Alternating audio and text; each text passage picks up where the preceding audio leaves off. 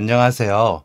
저는 원래 서울에서 살고 있었지만 대학에 입학하면서 지방으로 이사를 하게 되었습니다. 연고라는 것이 아무것도 없는 곳이었기에 온전히 대학에 합격해서 떠나게 된 것이었지만 사실 서울 역시도 저에게 연고라고 부를 만한 것은 없었다고 생각했습니다. 저는 아주 어릴 때 부모님이 돌아가셔서 고모와 고모부께서 저를 거둬주셨거든요. 물론 어릴 때부터 저를 키워주셨으니 고모와 고모부가 저에게 부모님과 같은 존재인 것은 맞습니다. 제가 너무 생각을 많이 하는 경향이 있을 수도 있지만 왠지 진짜 부모님과는 다르다는 느낌이 늘 있었어요. 그렇다고 고모와 고모부께서 저를 다른 자식들과 차별하면서 키우신 것도 아닌데 괜히 저 혼자 늘 어릴 때부터 얇은 벽 하나를 두고 있었던 것 같습니다. 고모부의 일 때문에 서울과 경기도를 몇 번이나 오가면서 이사를 했었고 전학도 꽤 많이 했습니다.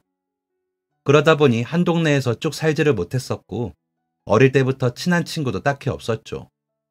그래도 어릴 때는 이사를 할 때마다 새로운 동네에서 적응하려고 했지만 어느 순간부터는 지금 정이 들어도 또다시 헤어져야 하겠지 하는 생각이 들면서 어느새 노력도 하지 않게 되었습니다.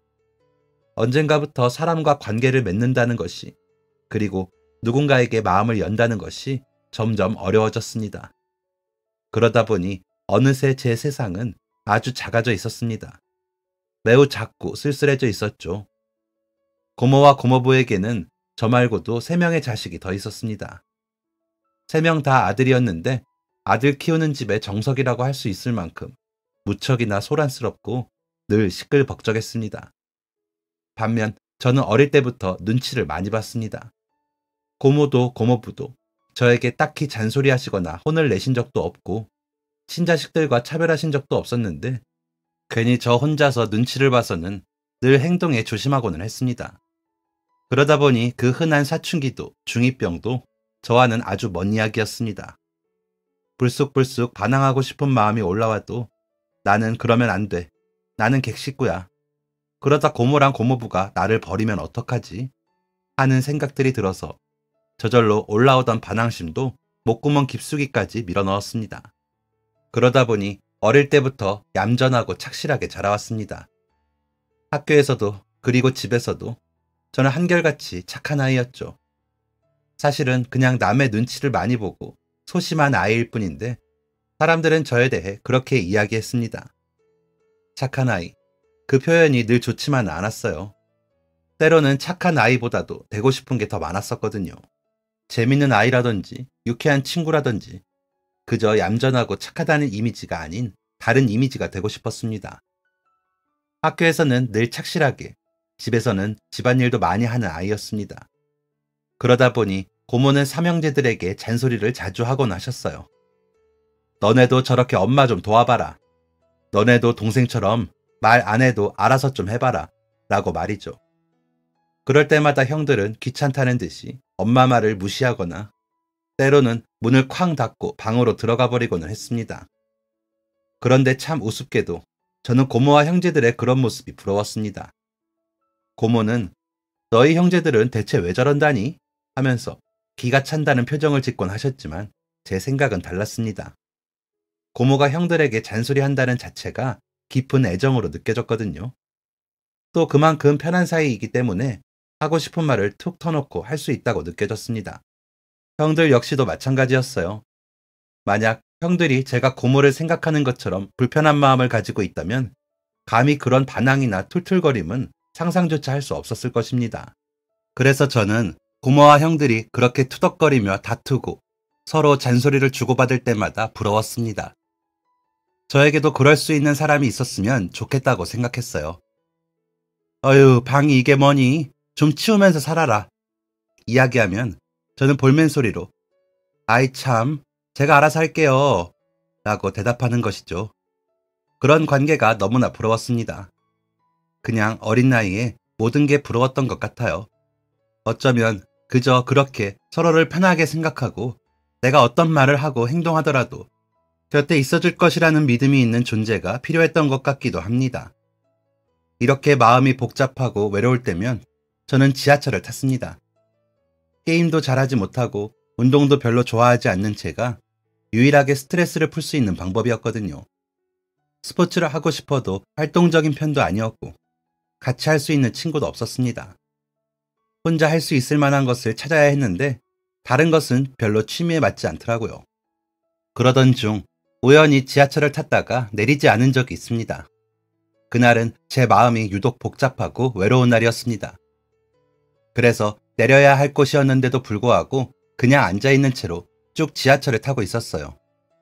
지하를 통해서 많은 역을 지나고 역을 지날 때마다 수없이 많은 사람이 타고 내리고는 했습니다. 누군가는 타자마자 바로 내리기도 하고 누군가는 저보다 먼저 타고 있었는데도 아직도 갈 길이 먼지 내리지 않기도 했습니다. 지하를 달리다가 때로는 어두운 터널 밖을 나가서 지상으로 천천히 달리기도 했습니다. 빛과 어둠, 어둠과 빛이 계속해서 반복되었습니다. 어두운 터널을 지날 때면 제 귀에 온전히 울려 퍼지는 전철 자체의 소리가 좋았습니다.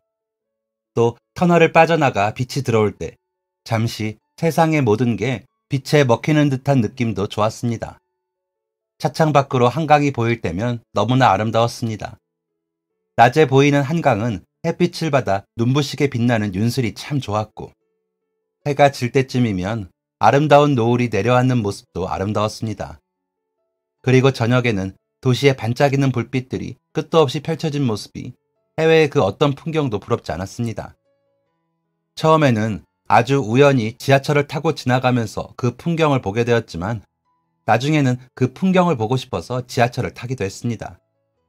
전철을 오르내리는 수없이 많은 사람을 바라보면서 저 사람들도 나처럼 이렇게 고민이 있겠지. 어쩌면 나보다 더 큰 짐과 고민을 안고 있을 수도 있을 거야. 하며 마음이 외롭고 복잡할 때 지하철을 타면 위로받기도 했습니다. 이렇게 많은 사람 중 누군가는 나와 같은 상황일지도 모른다고 생각하면서 세상에서 이렇게 외로운 사람이 나 혼자만은 아닐 거라고 자신을 위로했습니다. 가끔은 순환열차를 탔습니다. 순환열차는 호선을 한 바퀴 쭉 돌아서 다시 제가 처음 지하철을 탔던 역으로 갈 수 있었는데 수많은 역을 지나 크게 한 바퀴를 돌고 난 후 다시 제가 탔던 역에서 내리고는 했습니다.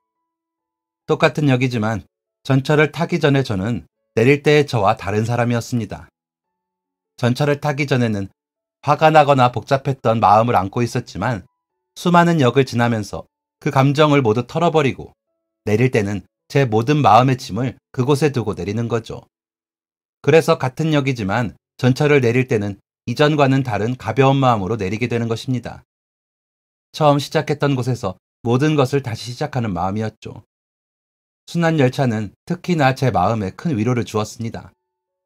내가 포기하려 했던 모든 순간을 크게 심호흡하고 난 뒤 다시 시작할 수 있구나.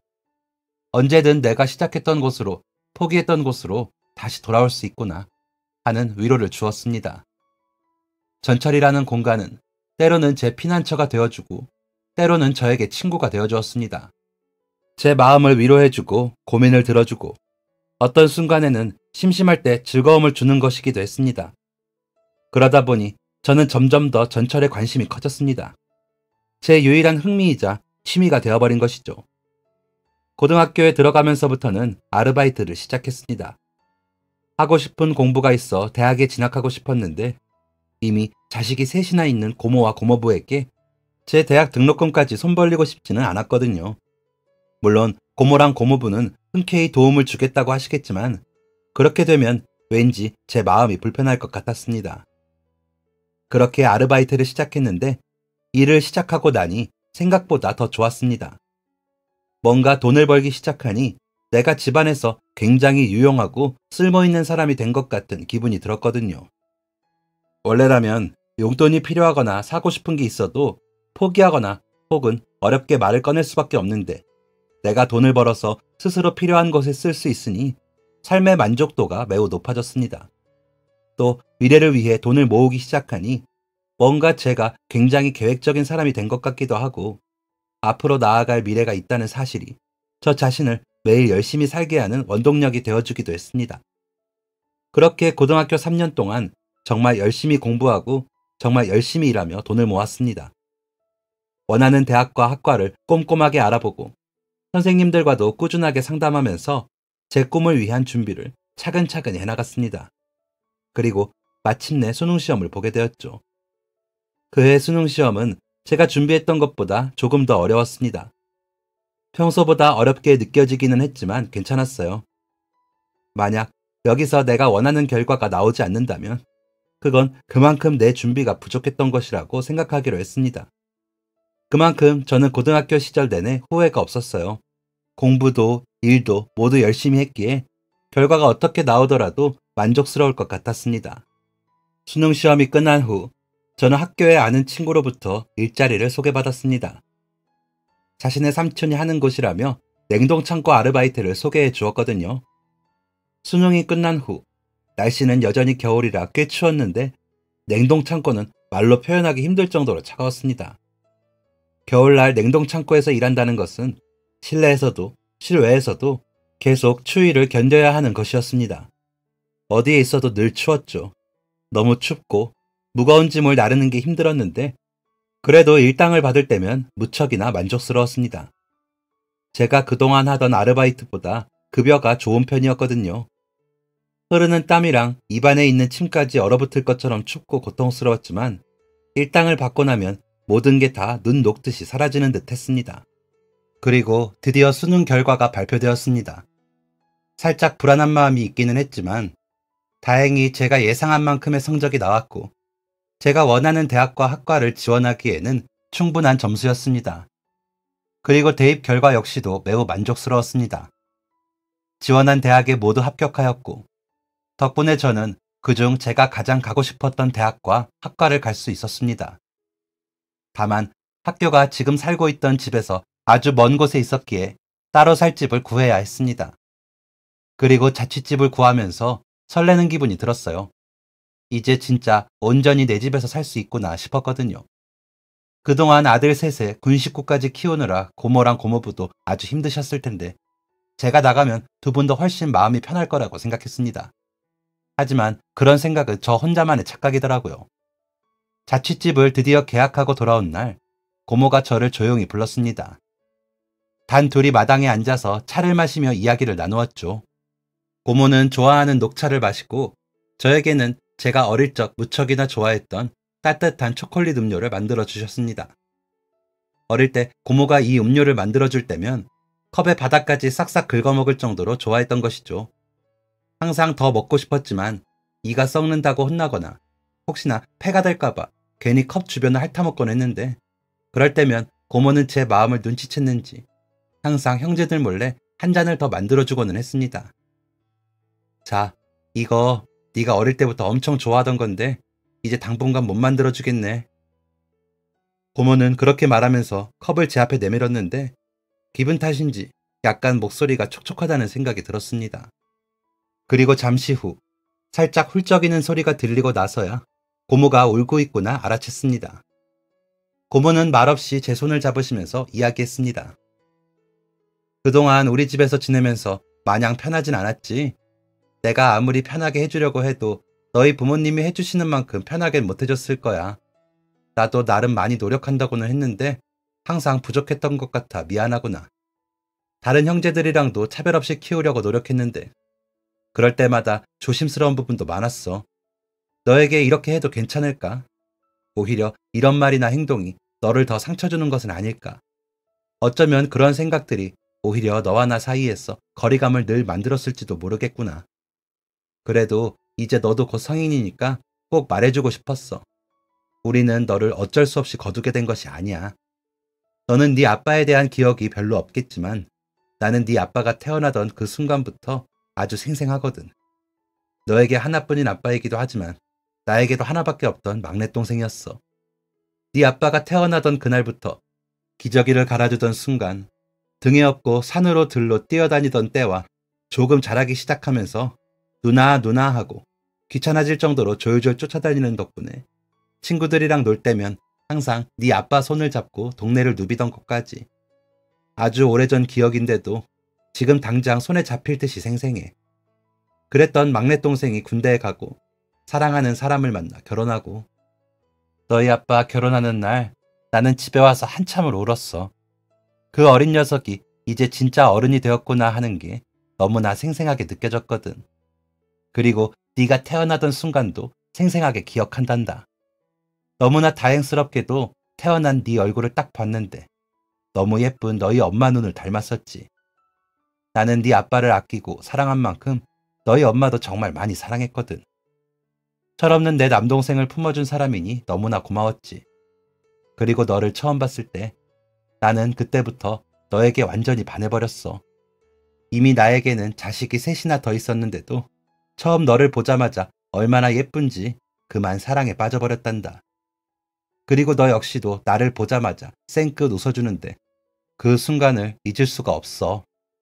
너희 부모님이 돌아가셨을 때 나는 주저없이 너를 내가 키우겠다고 했단다.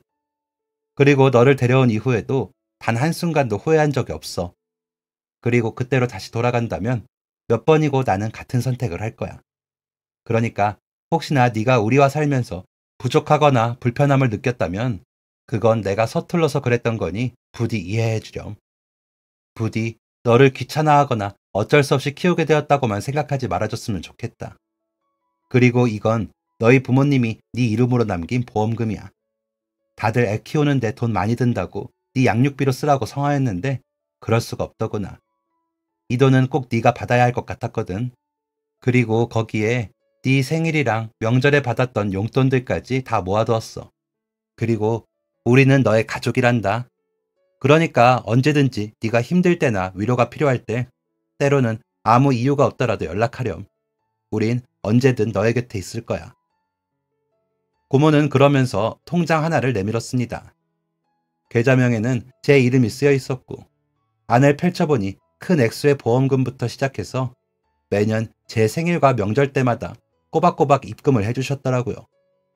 그리고 입금자명도 늘 사랑하는 종석이의 크리스마스, 사랑하는 종석이의 생일 등으로 보내주셨어요. 그걸 보는데 눈물이 날 것 같았습니다. 이 집에서 살면서 저는 늘 그냥 객식구일 뿐이라고 어쩔 수 없이 저를 맡아주시는 거라고 생각해왔는데 그건 그냥 제가 만든 벽일 뿐이었던 것입니다. 고모와 고모부는 진심으로 저를 가족처럼 생각하고 계셨던 건데 말이죠.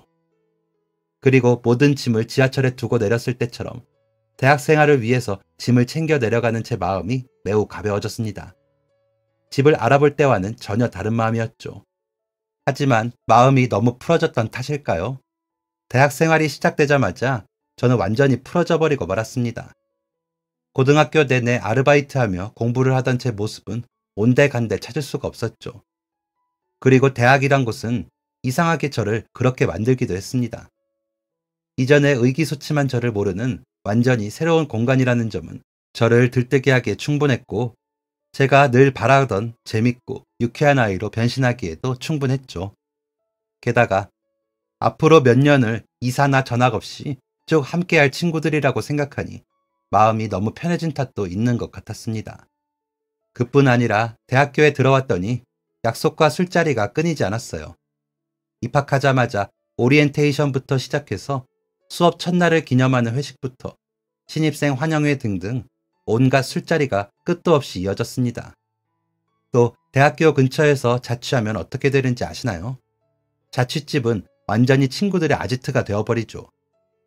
기숙사의 통금 시간이 지나거나 혹은 집이 멀어서 막차가 끝난 친구들은 어김없이 근처에 사는 친구들의 자취집으로 향하곤 합니다.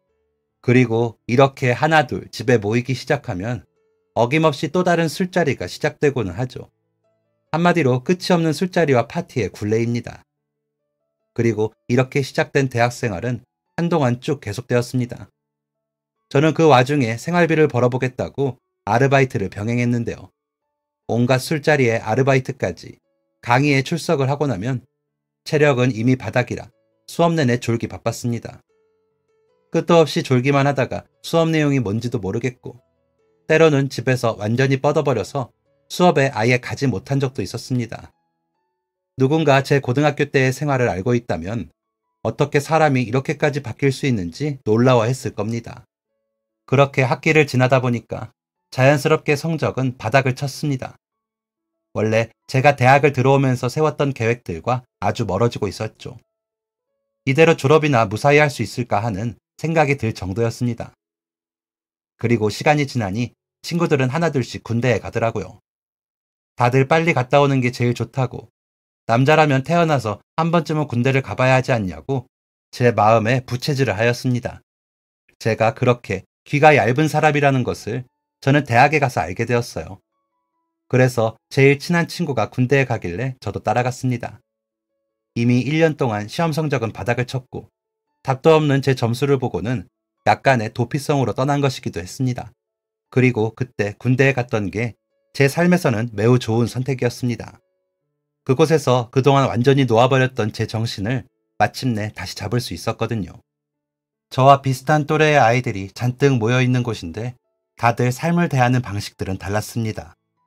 자신은 더 큰 목표가 생겼다며 수능을 다시 보겠다고 공부를 하는 사람들도 있었고, 취업 준비를 위해서 자격증 공부를 하는 사람들도 있었습니다. 또 어떤 친구는 졸업하고 나면 바로 자기 사업을 운영하고 싶다면서 돈을 모으고 사업에 관련된 책을 수십 권씩 읽기도 했죠. 주변에서 그런 사람들을 보고 있으니 문득 나는 무엇을 하고 있는가? 라는 생각이 들었습니다. 대학을 오기 전까지는 제 미래에 대해서 분명한 목표와 꿈이 있었고, 고등학교 내내 미래를 준비하면서 그렇게 철저하던 제가 지금은 뭘 하는 것인가 싶었습니다. 매일 친구들과 술을 마시고 놀기만 하면서 학교에서는 성적도 다 망쳐버려서 원래 목표를 제대로 실행하지도 못하게 되었고, 문득 한심하다는 생각이 들었습니다. 나와 같은 나이의 다른 친구들은 다들 자신의 꿈과 미래를 위해서 저렇게나 열심히 하고 있는데 나는 대체 왜 이렇게 살고 있나 생각이 들면서 정신을 바짝 차리게 되었습니다. 우선 같이 생활하던 친구가 나중에 어디에 취업하게 될지 모르니 무난하게 자격증부터 준비를 해보는 것이 어떻겠냐고 하더군요. 그래서 친구를 따라서 컴퓨터와 각종 사무 자격증을 준비하게 되었습니다. 시험을 몇 개 합격하고 나니까 그동안 잃어버렸던 자신감이 점점 돌아왔습니다. 그래, 나도 원래 공부를 못하는 편이 아니었는데 하면 충분히 할 수 있는 사람인데 라는 생각이 들었고, 늦었다고 생각하지 말고 원래 제 꿈을 향해서 다시 달려가는 것은 어떨까 생각이 들었습니다. 뭐로 가도 서울만 가면 된다고, 원래 제가 계획했던 꿈은 아니지만 다시 제가 원하는 꿈을 이룰 수 있는 방향을 찾아보기로 했습니다. 주변 친구들에게 이것저것 물어보니 충분히 준비하면 가능성이 있었기에 포기하지 않기로 했습니다. 전역 후 학교에 다시 복학했고, 이미 수습하기에 학과 성적은 엉망이었지만 늦더라도 포기는 하지 말자 싶었습니다. 그래서 완전히 달라진 마음가짐으로 학과 공부를 다시 시작했습니다. 기초부터 다시 시작한다는 마음으로 이제는 술자리도 줄이고 의미 없이 놀던 생활도 접었습니다. 아르바이트도 열심히 하고 출석도 꼬박꼬박 하면서 만약을 대비해서 영어 성적도 만들어두고 운동도 시작했습니다. 생각보다 혈압 등의 이유로 건강검진에서 탈락하는 경우도 있다고 들어서 식단 조절도 하고 조깅도 시작했습니다. 대학을 졸업하고 나서 이미 살던 동네가 익숙해져서 당장 이사를 하는 대신 근처의 동네에서 시험 준비를 하기로 했습니다. 제가 희망하는 회사는 자격증 요건이 매번 달라지긴 하지만 그래도 자격증을 미리미리 준비해 두어야 혹시나 입사 요건에 자격증이 포함되면 바로 응시를 할 수 있기 때문에 본격적으로 시험 공부를 시작했죠. 그리고 공부하는 동안 편의점 야간 업무를 병행해 생활비를 충당했습니다. 그 당시 제가 살던 곳은 다세대 주택이 모여있는 주택가였습니다. 앞쪽으로는 아파트 단지가 있었는데 그 입구쯤에 놀이터가 있어 동네의 아이들이 모두 그곳에 모여 놀고는 했습니다. 편의점 야간 출근을 하기 전 저녁 시간 그 앞을 지날 때면 아이들이 노는 모습을 볼 수 있었습니다. 세상 무해한 아이들의 웃음소리를 들을 때면 괜히 제 기분도 좋아지고는 했죠. 그러던 어느 날, 한 직원이 근무 시간을 바꿔달라고 하여 그날은 낮에 출근하고 오후에 퇴근하였습니다. 그런데 퇴근길 놀이터를 빠져나오니 입구에서 떨어진 외진 벤치에 한 아이가 앉아서 무엇인가를 열심히 하고 있었습니다. 저는 조그마한 아이가 뭘 그렇게 열심히 하나 궁금해서 가까이 다가갔습니다. 아이는 벤치 위에 색종이와 연필을 잔뜩 늘어두고 무엇인가를 하고 있었죠. 몇몇 색종이에 쓰여 있는 것을 보니 축하해, 생일 등의 글자가 눈에 들어왔습니다. 한참을 보고 있었더니 시선을 느꼈는지 아이가 저를 뒤돌아보았습니다. 잠시 깜짝 놀라는 듯 했는데 늘어놓은 종이를 보고 망설이더니 이내 색연필과 색종이를 집어들어서 저에게 건넸습니다. 제가 어리둥절한 표정을 지으며 이게 뭐냐는 눈짓을 보내니 아이는 한참을 망설이다가 이내 결심을 한 듯 말을 꺼냈습니다. 저 생일 축하한다고 편지 좀 써주세요. 힘겹게 입을 뗀 아이는 저에게 생일 축하 편지를 써달라고 부탁했습니다. 어떻게 할까 고민하다가 어려운 부탁도 아니고 아이의 표정이 너무나 간절해서 저는 종이와 색연필을 가지고 그 옆에 앉았습니다. 그리고 가까이서 아이 앞에 펼쳐진 편지들을 보게 되었는데 일부러 다르게 쓰려고 한 것 같지만 모두 본인이 직접 쓴 듯한 편지들이었습니다. 저는 어렴풋이 어떤 사정인지 눈치를 챘지만 일부러 티를 내지 않으려 자연스럽게 아이에게 말을 걸었습니다. 네 생일이야? 아이는 고개를 끄덕이더니 잠시 침묵을 지키다 말을 이었습니다. 제 생일인데 제가 친구가 없어요. 그래서 아무도 저에게 축하한다고 하지 않았는데 엄마가 알면 너무 슬퍼할 것 같아서. 그래서 친구들이 써준 것처럼 편지를 만들고 있었어요. 엄마가 울면 제 마음이 너무 아프거든요. 사실 저는 이 아이를 알고 있었습니다. 출퇴근길 놀이터를 지나면서 종종 본 적이 있거든요. 그리고 아이의 사정도 대충 알고 있었습니다. 낡은 옷과 신발 차림의 아이는 늘 친구들과 함께 놀고 싶은 듯 주변을 서성거리지만 아무도 아이와 놀아주려고 하지 않았습니다. 제가 아이를 볼 때마다 아이는 늘 구석에 혼자 있었고 아무도 아이에게 가까이 다가오지 않았습니다. 사실 그것만으로는 그냥 친구가 없구나 생각이 들 텐데 아이의 사정은 그것보다 훨씬 어렵고 복잡했습니다. 단순히 친구가 없는 것이 아니라 친구들에게서 소외당하고 있었거든요. 어쩌다가 아이가 용기를 내어 친구들에게 다가가려고 하면 그 애들은 아이에게 무슨 큰 문제라도 있는 것처럼 소리를 지르며 도망가고는 했습니다. 그리고 몇몇 성격이 나쁜 아이들은 대놓고 와서 나쁜 소리를 하기도 했습니다. 그 애들은 아이의 낡은 옷과 신발을 놀리며 너는 왜 맨날 그 옷만 입어? 다른 옷이 없어? 왜 맨날 그 신발만 신어? 엄마가 신발도 안 사줘? 뭐야, 너 거지야? 거지래요! 하면서 아이로 놀렸습니다. 또 어떤 날은 아이가 자신의 옆을 가까이 지나가자 뭐야, 저리 가! 더러워! 네 옆에 있으면 병 옮아! 너희 엄마처럼 병 걸리면 어떡해! 저리 가! 라고 하면서 소리를 지르며 도망치기도 했습니다. 그래서 저는 아이의 사정을 대충은 알고 있었죠. 엄마가 아프구나, 집이 가난하구나, 친구들에게 따돌림을 당하고 있구나 하는 것을 말이죠. 하지만 아이는 늘 외로웠는지 아니면 친구들이 노는 모습을 구경이라도 하고 싶은지 그 놀이터에서 시간을 보냈습니다. 늘 친구들이 노는 것을 부러운 듯이 바라보면서 한쪽에서 조용히 혼자 놀고는 했죠. 아마 어떤 분들은 그런 상황을 보고 왜 가만히 있었냐고 할지도 모르겠습니다. 저 역시 어떻게 해야 하나 많이 고민했거든요. 그 애가 친구들에게 놀림을 받거나 혼자 있는 것을 볼 때면 제 어린 시절이 떠올랐습니다. 몇몇 아이들은 제가 부모님이 안 계시고 고모와 고모부와 사는 것을 놀리곤 했거든요. 엄마도 없는 애, 아빠도 없는 애라고 말이죠. 아이들은 누구보다 순수하기도 하지만 누구보다 철이 없기도 합니다. 코에 코딱지만 있어도 1년을 놀리는 애들이니 뭐가 됐든 하나가 걸리기만 하면 그거에 대해 깊이 생각하는 대신 놀리는 것이죠. 우연히 학교를 찾아왔다가 고모는 친구들이 저를 그렇게 놀리는 모습을 보았습니다. 그리고 그 애들에게 엄청나게 크게 화를 내면서 혼을 냈죠. 그 후로 어떻게 됐을까요? 어른에게 혼났으니 아이들은 조용히 저를 가만히 내버려 두었을까요? 안타깝게도 그렇지 않았습니다. 오히려 아이들은 자신이 어른에게 크게 혼났다는 분풀이를 저에게 하기 시작했죠. 혼난 그날은 죄송하다, 미안하다 하며 조용히 넘어갔지만 그 다음 날부터 더욱 노골적으로 저를 괴롭히고 불쾌한 티를 냈습니다. 어릴 때 그런 경험으로 인해서 저 역시 쉽게 나설 수가 없었습니다. 게다가 저는 형도 삼촌도 아빠도 아닌 완전 남이었기 때문에 괜히 지나가는 아저씨가 어쩌다 한마디를 보태서 그 애의 삶을 더 힘들게 만드는 것은 아닐까 하는 걱정이 앞섰습니다. 그래서 차마 먼저 나설 수가 없었는데 오늘 아이의 이야기를 들으니 괜히 더 미안한 마음이 커지더군요. 그래서 편지를 다 쓰고 저는 아이를 데리고 나섰습니다. 길 건너 아주 큰 문구점으로 아이를 데리고 갔죠. 그리고 원하는 물건을 생일 선물로 사주겠다고 이야기했습니다. 아이는 처음에 눈치만 보더니 제가 꼭 생일 선물을 주고 싶다고 하자 물건을 고르러 갔습니다.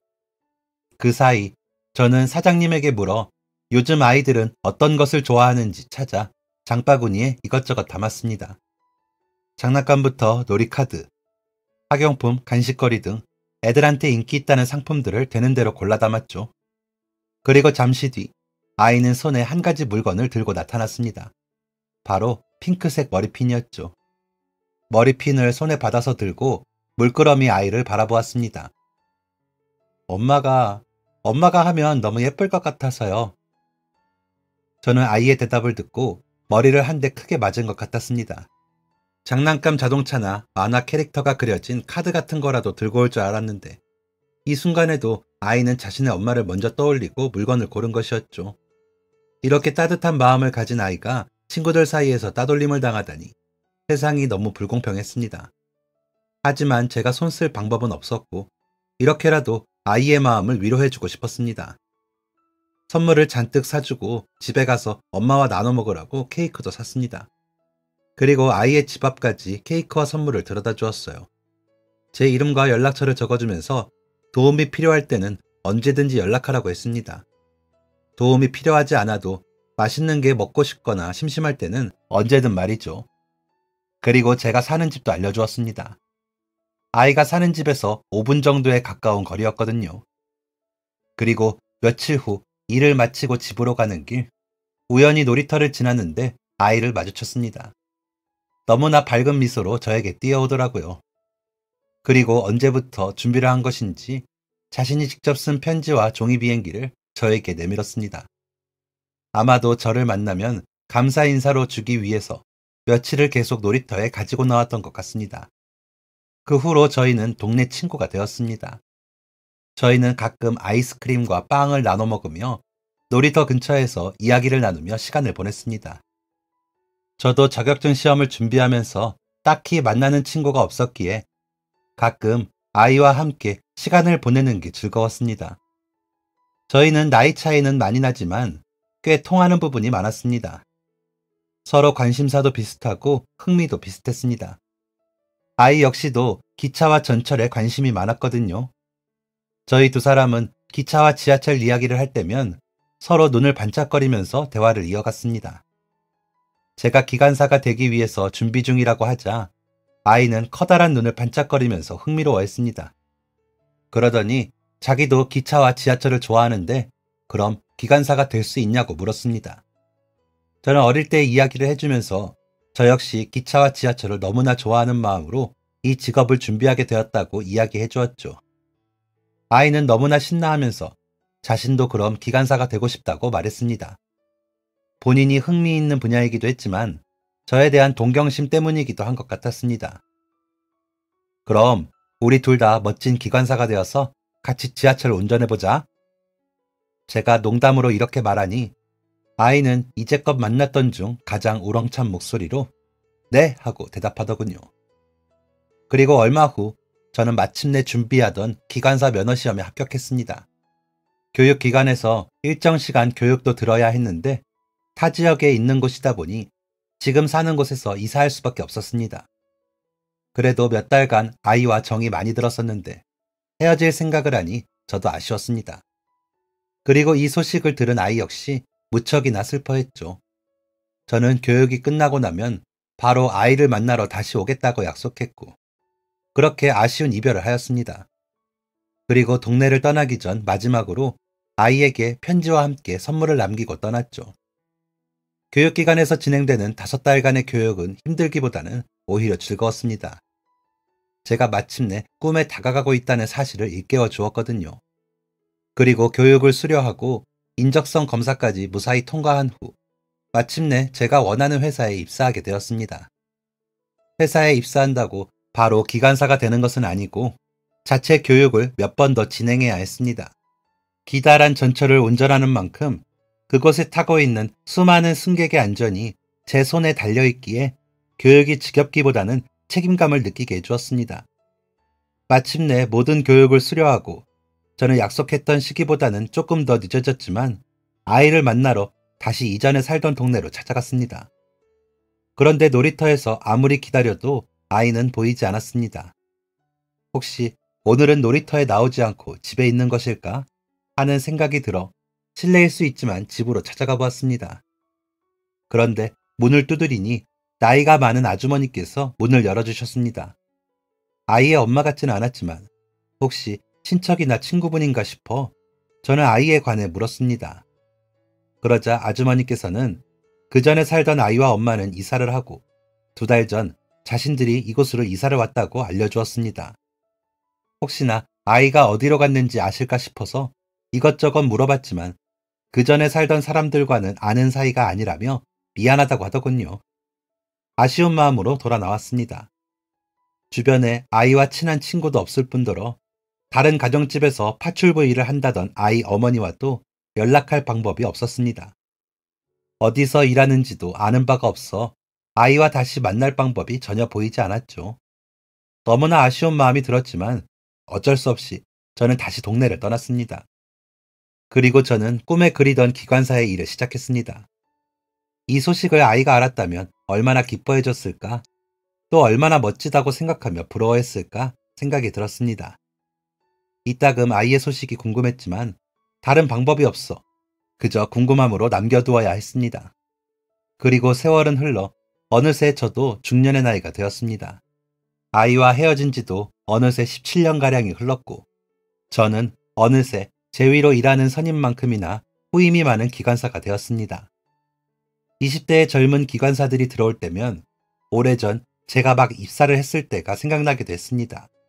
그리고 가끔은 저 친구들 사이에 혹시 어른이 된 그 아이가 기관사로 입사하진 않았을까 하는 생각이 들기도 했습니다. 만약 그렇다면 얼마나 반갑고 좋을까 싶기도 했죠. 그리고 맞았습니다. 같은 기관사가 된 그 아이를 만난다는 것은 제가 상상으로 했던 것 이상으로 기쁘고 즐거운 일이었죠. 이걸 어떻게 알게 됐냐고요? 맞아요. 여러분들이 생각하신 것처럼 제가 그 아이를 같은 기관사로 다시 만나게 되었거든요. 아저씨, 점심을 먹고 나오는데 누군가가 저를 불러서 돌아보니 한 청년이 서 있었습니다. 그 청년은 식사하려다 말고 저에게 뛰어오더니 제 손을 잡고 붕붕 흔들더군요. 저는 잠시 누구인가 싶어서 청년을 물끄러미 쳐다보았습니다. 그러자 그 청년은 저 기억 안 나세요? 라며 장난스럽게 서운한 표정을 지어 보였습니다. 그리고 그 장난기 어린 눈동자를 한참 들여다보는데 문득 한 장면이 머릿속에 떠올랐습니다. 바로 초등학생이던 아주 어린 나이의 모습이었죠. 저는 너무 놀라 말을 더듬기까지 했습니다. 막연하게 우리가 같은 직장에서 다시 만나면 어떨까 생각했었지만 진짜로 만나게 될 거라고는 예상하지 못했거든요. 그리고 그렇게 늘 가슴 한쪽에 추억으로 남아있던 그 어린아이가 다 자란 청년이 되어 제 앞에 신입 기관사로 서 있는 모습을 보니 너무나 생소한 느낌이었습니다. 이게 꿈인지 현실인지조차 제대로 구분이 되지 않을 만큼 말이죠. 그리고 퇴근하고 저희는 따로 만나 그동안의 근황에 관해 이야기를 나누었습니다. 오랫동안 만나지 못한 시간 동안 저에게도 아이에게도 삶의 변화가 크게 있었습니다. 아이는 엄마를 따라 숙식을 제공하는 한 부잣집으로 이사를 하게 되었고 거기서 쭉 생활했다고 했습니다. 아이가 워낙 똘똘한 탓에 자식이 없는 그 집 내외분이 좋게 보고 아이가 공부를 할 수 있도록 도움을 주셨다고 하더라고요. 또 대학에 갈 때 등록금까지 마련해 주셨다고 합니다. 덕분에 아이는 철도 관련 학과에 진학했고 거기에서도 우수한 성적을 인정받아 지원했던 몇 군데의 회사로부터 스카우트를 제의받았다고 합니다.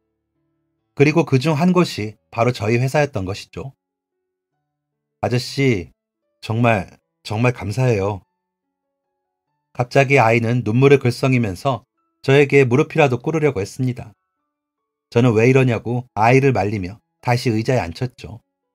그러자 아이는 자신이 이렇게 기관사가 될 수 있게 된 것은 모두 제 덕분이라며 정말 고맙다고 몇 번이나 고개를 숙였습니다. 사실 훈련기관으로 떠나는 마지막 날 제가 아이에게 남긴 선물은 돈이었습니다. 그 당시 아이의 어머니는 신장 때문에 수술을 해야 하는 상황이었는데 생활비도 빠듯한 상황에 수술비를 마련하기 어려워 차일피일 미루고 있었습니다. 하루하루 나빠지는 건강 때문에 수술을 빨리 하는 것이 좋은데 말이죠. 그 사실을 알고도 차마 모른 척할 수 없었습니다. 그래서 편지와 함께 봉투에 돈을 넣어 아이의 집 우편함에 넣었습니다. 그 돈은 제가 부모님께 받았던 보험금이었어요. 대학에 입학해서 칠레레 팔레레 노느라 정신이 없긴 했지만 차마 그 돈만은 손을 댈 수 없었습니다. 어떻게 써야 할까를 늘 고민하느라 계속 모아두게 되었는데 아이의 이야기를 듣는 순간 바로 이거다 싶었죠. 그리고 아이의 어머니는 그 돈 덕분에 무사히 수술받을 수 있게 되었다고 합니다. 그래서 이렇게까지 저에게 고맙다고 하는 것이었죠.